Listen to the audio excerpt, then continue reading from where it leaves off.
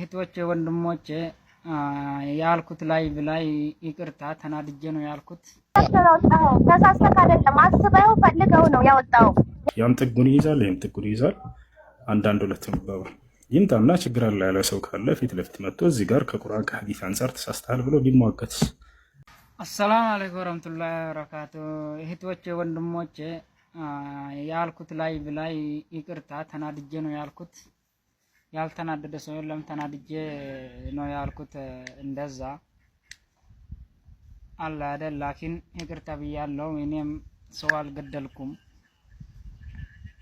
እኔም እንዳየው ሰው ላይቭ ላይ ነው እንጂ ያየሁት እንደናንተም ያያችሁ ነው ያየሁት። ላይቭ ላይ ተናድጄ ነው ያወራሁት። እህቶቼ ወንድሞቼ ይቅርታ ብያለሁ። ካፌ ያወጣው ተሳስቼ ያወጣው ነገር ነው እንጂ የሞተ አያገባን ነው።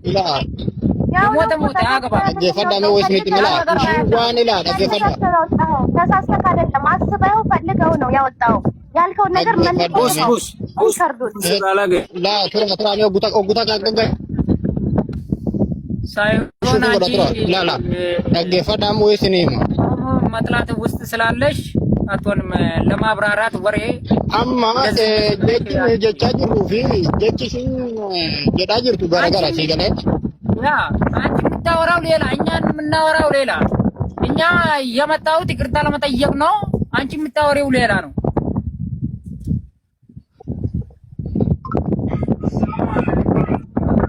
ገባሽ? አንቺ የምታወሪው ሌላ። ያንንም ቤት ከፍተሽ ማውራት ትችላለሽ። ለምን ስለሌለብኝ ይቅርታ ጠይቅ ስለተባልኩት ይቅርታ መጠየቅ ነው መጣሁት እንጂ ያን ነገር ለማውራት አይደለም። ያው ወዲያው አለቀ። አወራሁት እንዳጠፋው ታውቃለሁ። ያ አማላ የሮተ አሁን ልንገራችሁ በአማርኛ የምታወሩት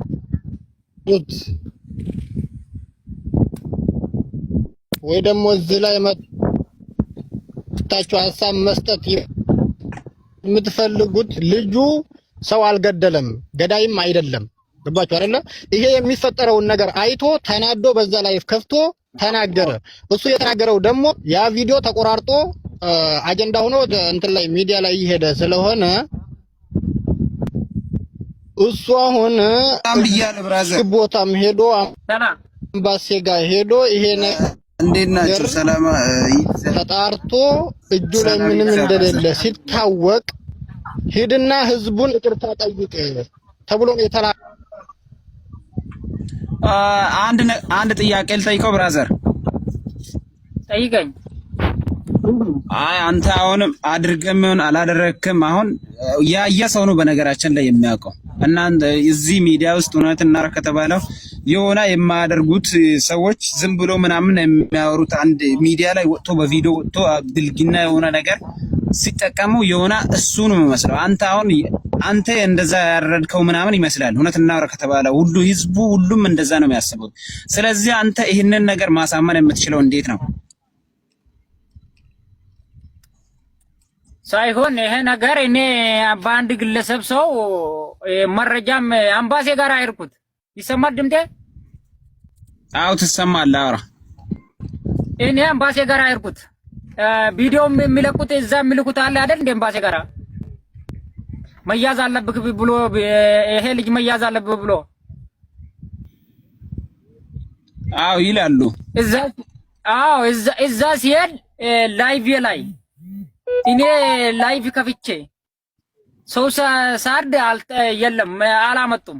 መረጃው ማለት ነው። መረጃው አጡ እነሱ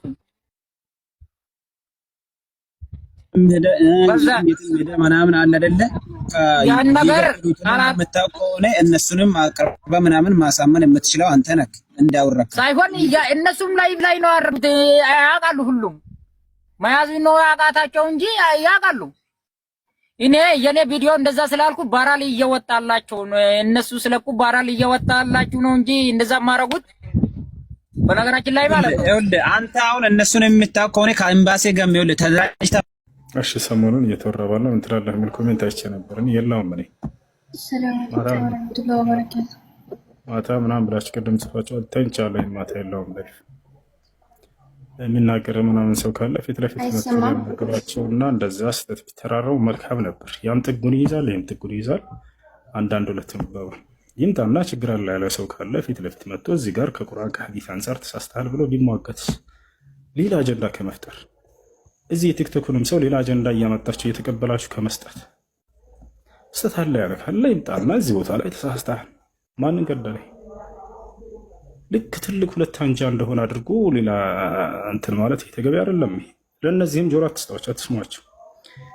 የአላህን ቃል ስበኩ፣ የመልእክተኛውን ቃል ስበኩ ለሰዎች። ሰዎችን በአላህ ቃልና በመልእክተኛው ቃል ጥመዷቸው። ይሁን አጀንዳ በመጣ ቁጥር እየተቀበላቸው ያንን ማስተናገድ እስከ መቼ ድረስ?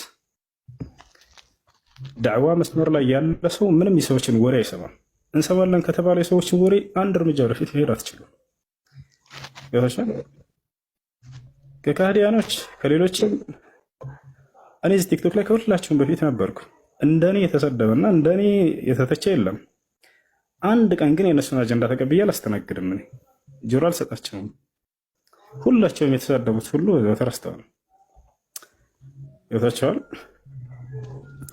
እኔ እዚህ የምመጣው የሆነች ሰዓት ተጠቅሜ የአላህን ቃል ተናግሬ መልእክተኛውን ቃል ተናግሬ ወጣ ለማለት ነው። እኔን እንዲህ ብላችሁኝ እንዲህ ብለህኝ ምናምን ብዬ ስለ ራሴ ልከላከል قال الإمام مقبل الوادعي رحمه الله تعالى لا وقت لنا لندافع عن أنفسنا وإنما عن كتاب الله وعن سنة رسوله صلى الله عليه وسلم ومنهج السلف مقبل من قالوا ني سلا راسي مكلاكلበት ጊዜ የለኝም አሉ።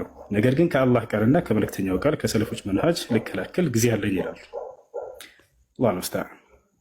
ጥያቄ ያለ ካለ ገጥ እኔ ክርስቲያን ነኝ አለ ነብይ አለ። ክርስትና የመጣው ይልክ ክርስትና የመጣው በክርስቶስ ወዳጆች ነው የመጡት። ለምሳሌ ተሰብስበው ነው ሐዋርያቶች ሰብስበው ክርስትናን አመጡ።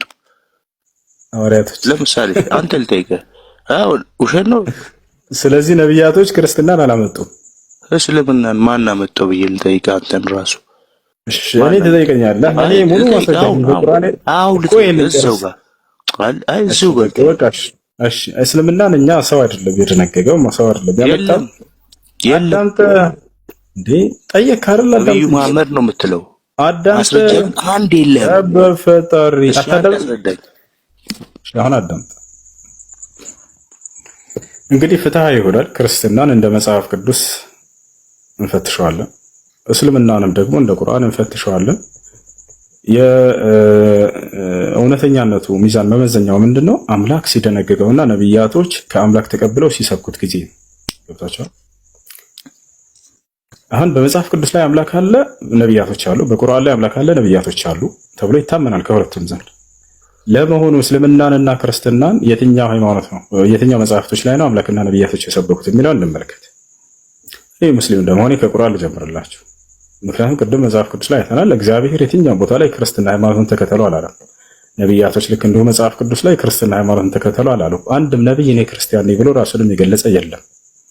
ወደ ቁርአን ስንመጣ ግን ለዚህ ጥያቄዎች ሁሉ መልስ ታገኛላችሁ። አምላክ ራሱ እንደደነገገው እስልምናን ይነግረናል። ምዕራፍ 3 ቁጥር 19 ላይ ሱረት አሊ ኢምራን ላይ ኢነ ዲነ ዒንደላሂ አልኢስላም ይላል። ከእኔ ከአምላካችሁ ዘንድ ትክክለኛ ሃይማኖት እስልምና ሃይማኖት ነው እያለ አምላክ ራሱ እውቅና ይሰጠዋል።